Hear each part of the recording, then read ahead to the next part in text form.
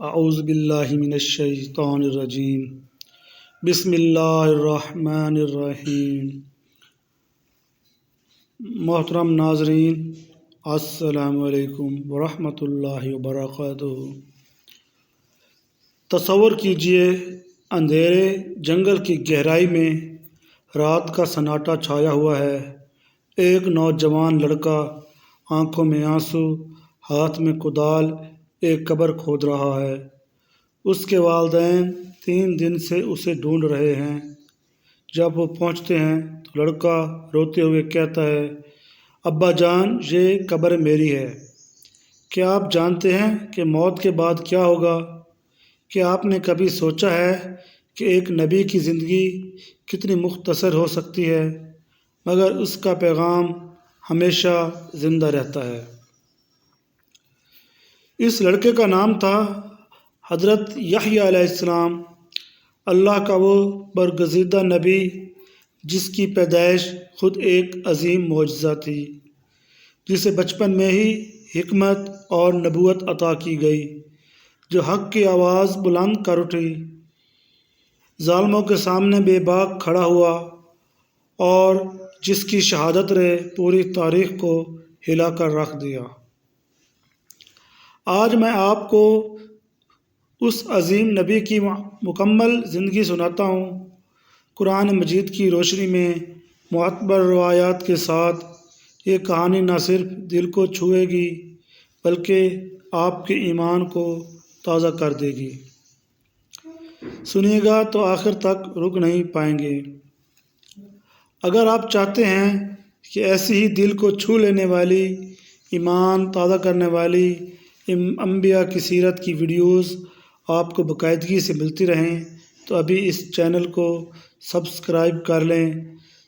Subscribe کرنے کے بعد گھنٹی کا بٹن دبا دیں تاکہ کوئی ویڈیو مس نہ ہو۔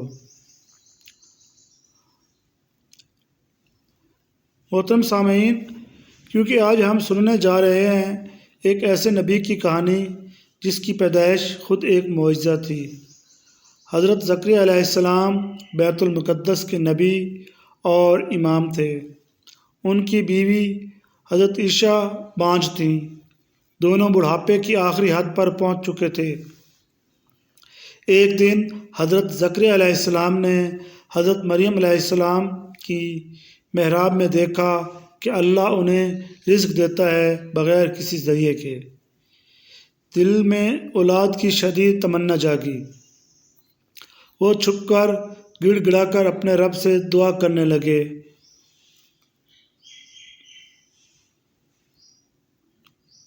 اے میرے رب، مجھے اپنی طرف سے پاکیزہ اولاد عطا فرما۔ بے شک تو دعا سننے والا ہے۔ میں اپنے بعد والوں سے ڈرتا ہوں۔ میری بیوی بانجھ ہے۔ تو مجھے اپنی طرف سے ایک وارث دے جو میرا جانشین ہو اور آل یعقوب کی نبوت کا وارث ہو۔ اللہ رب العزت نے فرشتوں کے ذریعے خوشخبری دی جب کہ وہ محراب میں نماز پڑھ رہے تھے، اے زکریا، ہم تمہیں ایک لڑکے کی خوشخبری دیتے ہیں جس کا نام یحییٰ ہوگا۔ ہم نے اس سے پہلے کسی کو یہ نام نہیں دیا۔ وہ اللہ کے کلمہ حضرت عیسیٰ علیہ السلام کی تصدیق کرنے والا سید، حضور، پاک دامن نبی اور صالحین میں سے ہوگا۔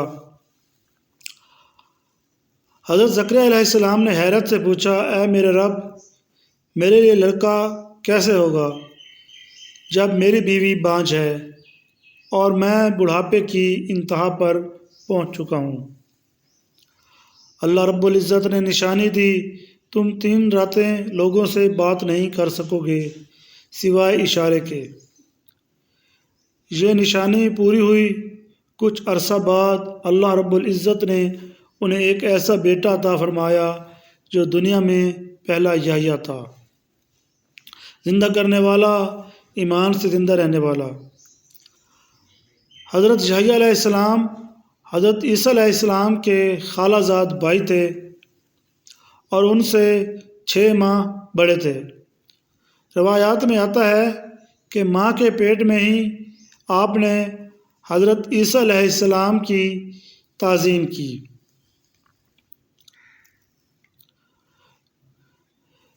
بچپن اور کمال شخصیت، جب حکمت نے لقمن میں ہی جلوہ دکھایا۔ اللہ تعالیٰ فرماتا ہے، اے یحییٰ، کتاب تورات کو مضبوطی سے تھام لو، اور ہم نے اسے بچپن میں ہی حکمت عطا کی۔ اپنے پاس سے شفقت اور پاکیزگی بھی اور پرہیزگار تھا۔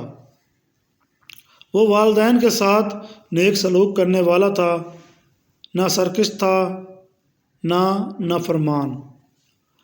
بچپن سے ہی آپ دنیا سے بے رغبت تھے۔ بچے کھیلنے بلاتے تو آپ فرماتے، ہم کھیلنے کے لیے پیدا نہیں ہوئے۔ آپ کثرت سے روتے۔ اللہ کا خوف آپ کے دل میں ایسا تھا کہ آنسو رخساروں پر نشان چھوڑ جاتے۔ آپ جنگلوں اور بیابانوں میں رہتے، درختوں کے پتے، شہد اور سادہ غذا کھاتے، جانوروں کے بالوں کا لباس پہنتے۔ نہ گھر بنایا، نہ شادی کی، نہ دنیا کی چاہت کی۔ آپ نرم دل، حلیم، پاکیزہ، شرم و حیا کے پیکر اور حق کے لیے بے باک تھے۔ اللہ رب العزت نے آپ کو 5 خاص صفات عطا فرمائی: سید، پاک دامن، نبی، صالح اور حضرت عیسیٰ علیہ السلام کی بشارت دینے والا۔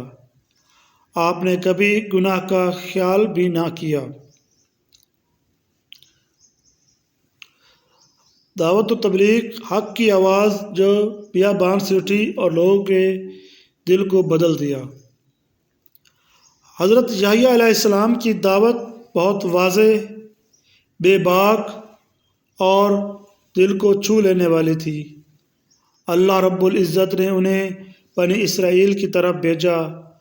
آپ نے لوگوں کو توبہ کی دعوت دی، گناہوں سے باز آنے کا کہا اور ایک آنے والے عظیم نبی حضرت عیسیٰ علیہ السلام کی بشارت دی۔ آپ فرماتے تھے، میں جنگل میں پکارنے والے کی آواز ہوں جو حق کے لیے بلند کی گئی ہے۔ رسول اللہ صلی اللہ علیہ وآلہ وسلم نے فرمایا کہ اللہ تعالیٰ نے حضرت یحییٰ علیہ السلام کو 5 خاص باتوں کا حکم دیا کہ وہ خود ان پر عمل کریں اور بنی اسرائیل کو بھی ان کی تلقین کریں۔ آپ نے بنی اسرائیل کو بیت المقدس میں جمع کیا، مسجد بھر گئی اور واعظ فرمایا، اللہ کی خالص عبادت کرو اور کسی کو شریک نہ ٹھہراؤ۔ مثال دی کہ ایک مالک نے اپنے غلام کو سونے چاندی سے خریدا، مگر غلام دوسرے کو فائدہ پہنچانے لگا۔ کیا کوئی مالک ایسا غلام پسند کرے گا؟ اللہ نے تمہیں پیدا کیا اور رزق دیا تو صرف اسی کی عبادت کرو۔ نماز قائم کرو، خشوع و خضوع کے ساتھ پڑھو۔ جب تک تم اللہ کی طرف متوجہ رہو گے، اللہ بھی تمہاری طرف متوجہ رہے گا۔ روزہ رکھو۔ مثال دی کہ ایک شخص کے پاس مشک کی تھیلی ہو، سب کو خوشبو آ رہی ہو۔ روزہ دار کے منہ کی خوشبو اللہ رب العزت کو مشک سے زیادہ پسند ہے۔ صدقہ کرو۔ مثال دی کہ دشمن نے کسی کو قید کر لیا، گردن پر تلوار رکھی، اس نے فدیہ دے کر جان چھڑائی۔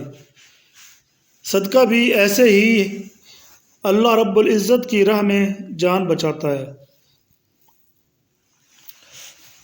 اللہ کا کثرت سے ذکر کرو۔ مثال دی کہ دشمن پیچھا کر رہا ہو تو مضبوط قلعے میں پناہ لے لو۔ اللہ رب العزت کا ذکر شیطان سے بچانے والا مضبوط قلعہ ہے۔ آپ کی منادی سے لوگ متاثر ہوتے، روتے، توبہ کرتے اور اللہ کی طرف رجوع کرتے۔ آپ کی دعوت کا مرکزی پیغام تھا، توبہ کرو، پاکیزگی اختیار کرو، ظلم چھوڑ دو، اللہ کی اطاعت کرو اور آنے والے نبی کی تصدیق کرو۔ آپ حق کہتے، کسی کی پرواہ نہ کرتے۔ آپ کی زندگی زہد، تقوی، رحم اور اللہ کی یاد کا زندہ نمونہ تھی۔ آپ لوگوں کو اخلاقی اصلاح، والدین کی نیکی اور گناہوں سے بچنے کی تلقین کرتے۔